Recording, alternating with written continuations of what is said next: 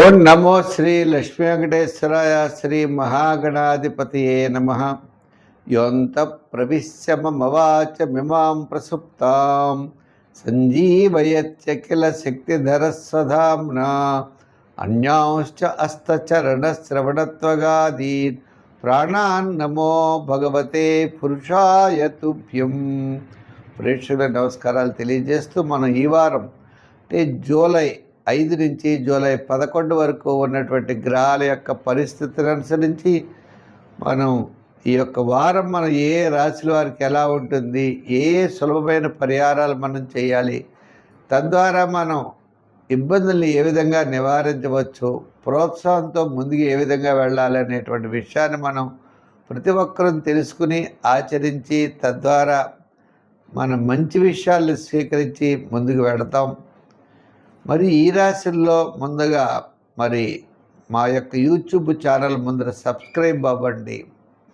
పులిల సత్యనారాయణ అనే YouTube channel ఉంటుంది, దాంట్లో భాగవతం ప్రసారం అవుతుంది, షార్ట్స్ పెడతాం, అనేకమైనటువంటి కార్యక్రమాలన్నీ కూడా చేస్తూ ఉంటాం.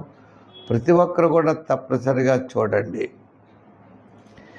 ఇంకా మూడవది విషయం ఏంటి అంటే, ఈ వారం ముందుగా మన గ్రహాల యొక్క పరిస్థితిని అనుసరించి మేషరాశి గురించి తెలుసుకుందాం.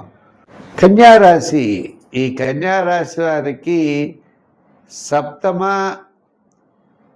అంటే షష్ఠ, సప్తమ, అష్టమ, నవమ స్థానాల్లో చంద్ర సంచారం, వార ప్రారంభం, వారం మధ్యలో కార్యజయం, ధనలాభం అన్నీ ఉంటాయి.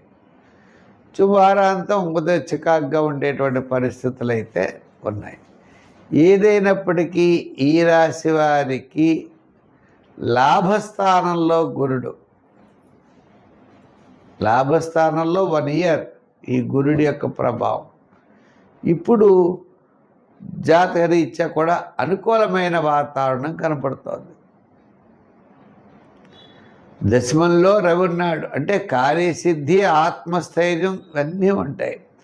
లాభంలో గురుడు ఉన్నాడు, చాలా అనుకూలమైన వాతావరణం. వీరిలో శుక్రుడు ఉన్నాడు, ఆయన కూడా అనుకూలిస్తాడు. ఇంకా అనుకూలించినటువంటి గ్రహాల్లో చంద్రుడు పెద్దగా అనుకూలంగా లేడు, కుజుడు అనుకూలంగా లేడు. కుజుడు అంటే సోదర వర్గం, కోర్టు వ్యవహారాలు, స్థిరాస్తి డెవలప్మెంట్స్, ఇటువంటి వ్యవహారం. మరి మానసికమైన ఒత్తిడి, వార ప్రారంభంలో కార్యజయం, ధనలాభం ఉంటాయి. మిగిలినటువంటి విషయాల్లో కూడా శ్రద్ధ అనేది తీసుకోవడం చాలా అవసరం. ప్రతి పని శ్రద్ధతో ముందుకు వెళ్ళవలసినటువంటి పరిస్థితులు ఈ రాశి వారికి తప్పనిసరిగా ఉంటాయి. ఉన్నప్పటికీ ఈ రాశి వారికి గతం కంటే ఇప్పుడు చాలా ప్రోత్సాహకరంగా ఉన్నది అనే విషయంతో ధైర్యంగా ప్రోత్సాహకరంగా ముందుకు వెళ్ళాలి తప్ప భయపడి వెనుకంజ వేయవలసినటువంటి అవసరం లేదు. ఈ రాశివారు వ్యాపారాత్మకమైన డెవలప్మెంట్స్, విద్యార్థులకు మంచి అవకాశాలు, రాజకీయ నాయకులు కూడా ఏదో పదవి, వ్యాపారాత్మకంగా నూతనమైన వ్యాపార విషయాల్లో పెట్టుబడులు, పార్ట్నర్షిప్పు, వ్యాపారపరమైన డెవలప్మెంట్ కోసం చేసే మీ ప్రయత్నాలు అనుకూలిస్తాయి. సంఖ్యల్లో 5, 6 ఎక్కువగా వాడుతూ ఉండండి. ఆరాధన విషయం వచ్చేటప్పటికీ నవమంలో కుజుడు ఉన్నాడు కాబట్టి సుబ్రహ్మణ్య స్వామిని ఆరాధించండి. మంగళవారం కందులు, కందిపప్పు దానివ్వండి.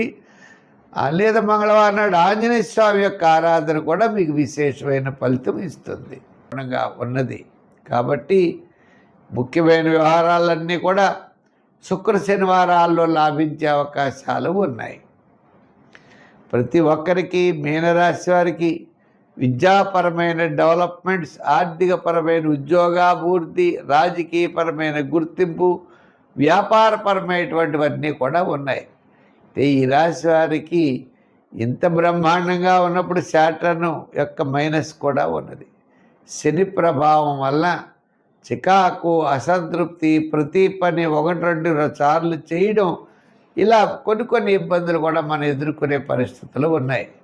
అంచేత అధికారులు రాసేటప్పుడు, రాజకీయ నాయకులు మాట్లాడేటప్పుడు వ్యాపారాత్మకంగా విషయాల్లో, నూతనమైన వ్యాపార పెట్టుబడి విషయాల్లో జాగ్రత్తలు తీసుకుని మాత్రం ముందుకు వెళ్ళాలి. సంఖ్యల్లో 3 వాడండి. ఆరాధనలు వెంకటేశ్వర స్వామి వారిని, విష్ణువుని బాగా ఆరాధించండి, మంచి ఫలితాలు ఉంటాయి. స్వస్తి.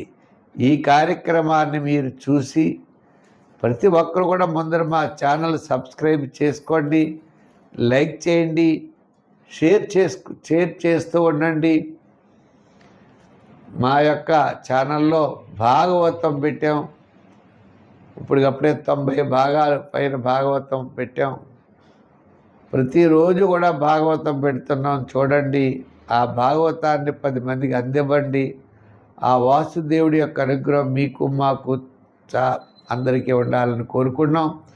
ముఖ్యంగా మా యొక్క ఛానల్లో లైక్ చేసిన వారికి, షేర్ చేస్తున్న వారికి అందరికీ కూడా ప్రత్యేకమైనటువంటి అభినందనలు. భగవంతుడి యొక్క ఆశీస్సులు మీకు లభించాలని చెప్పి కోరుకుంటూ వచ్చే వారం మరిన్ని విశేషాలతో కలుసుకుందాం. సర్వే జన సుఖినో భవంతు. స్వస్తి.